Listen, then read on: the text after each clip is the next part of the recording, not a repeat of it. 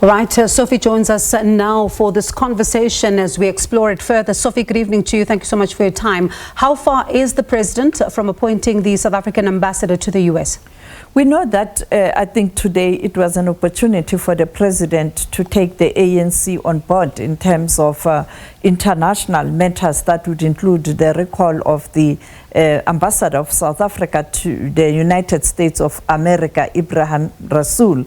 But currently we are told that the president is still looking at how to go about this, because what's needed right now is someone who will have that stature in terms of ensuring that you are able to mend the relations, but also with high business acumen, because now you will see that the relationship politically, we are not going to agree on many things, but in terms of trade and investment, because you have many American companies that have invested in South Africa, and I can't see those companies pulling out. You have to continue to strengthen the relations. I mean, the issue of AGOA, you'd want someone who will be able to try and convince both the Congress, the Senate, and including the Trump's administration in terms of renewing AGOA. And I think that process will take some few days or some few weeks. But we know that on the other hand, America is really pushing. We saw President Trump making that nomination. That is the first step. The second step will be to present the name to the Senate for reviewing and also for the hearing.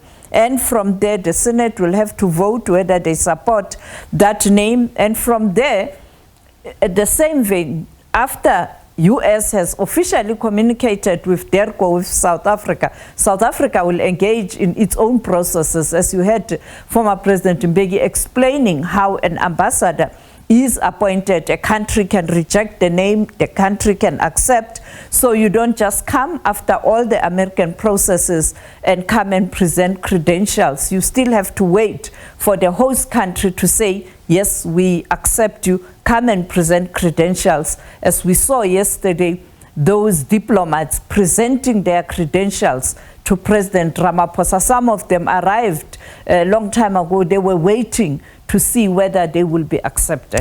And it's quite interesting, the process that unfolds now, but also the issue of the DRC is still quite a hot topic. Yesterday, DRC Minister Lamola meeting his DRC counterpart. What's the latest on the ground?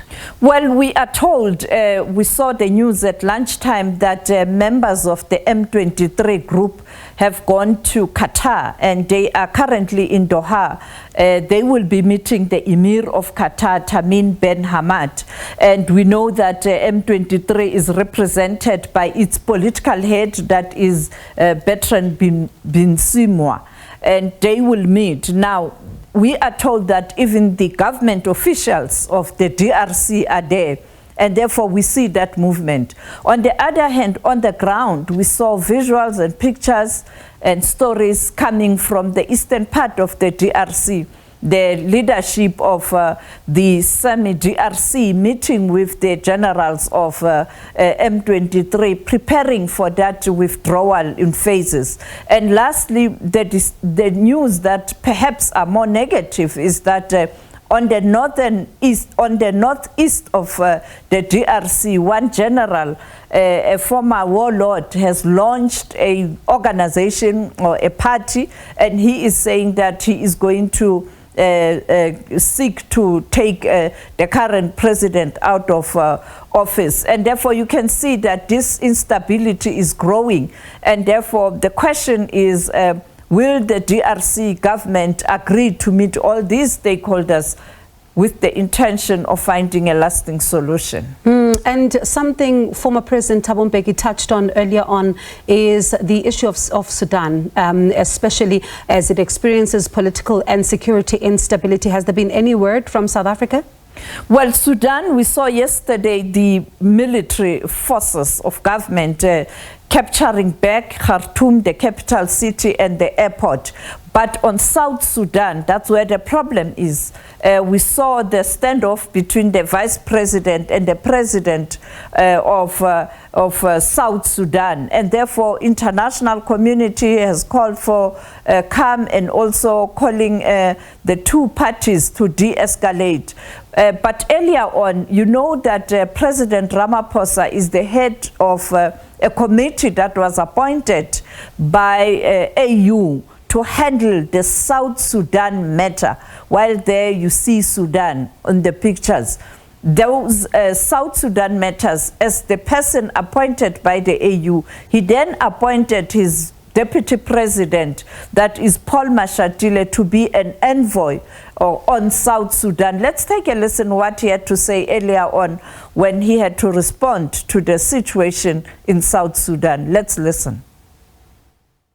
With respect to South Sudan, yes, we have received a report that Vice President Machar is house arrested. We have agreed that the President will call them this afternoon to just urge them to please try and resolve their differences, because we don't want South Sudan to go back to full-scale war. And one of the things that we'll do once things settle down, we will consider once again visiting South Sudan with the Minister of DRC to continue to engage all the role players there. But for now, the President will talk to the two, especially the two leaders, President Kiir and Vice President Machar, so that we minimize the tension. There you have it, Bonyiwe. The president will engage. I'm sure he has done that already, or he's going to do that later today, speaking to the president of South Sudan, that's Salva Kiir, and also the vice president, Riek Machar, who at some point in time was in South Africa for a long time, you know, in exile because of this conflict. And I think my suspicion is that after that house arrest, I think he's going to leave South Sudan. He will either go to East Africa, Kenya, or Uganda, or he is going to come back to South Africa, because at some point in time he did spend a lot of time here while they were fighting. So that's the situation, and this brings us to what the former president was saying, that at this moment it looks like the AU is really found wanting, particularly the Peace and Security Council of the AU. Maybe with the new commissioner, I saw him crisscrossing countries in recent time, even visiting Angola, the chairperson of the AU at the assembly. Maybe with his experience as a former diplomat, as a former foreign affairs minister, he will be able to turn things around at the AU. The peace and security of the AU is completely dead. And especially because the former president saying, you know, using the words, they've walked away from their responsibility. And you could tell even from his voice that he was really frustrated by the situation there and various other conflicts that he was citing earlier on. And as you say, Sophie, yes, we may see officials leaving, but what does this mean for the situation on the ground? Thank you so much for keeping us updated there. And of course, a lot of concern about the situation in South Sudan currently. That is our international news editor, Sophie Mokoena, bringing us the very latest.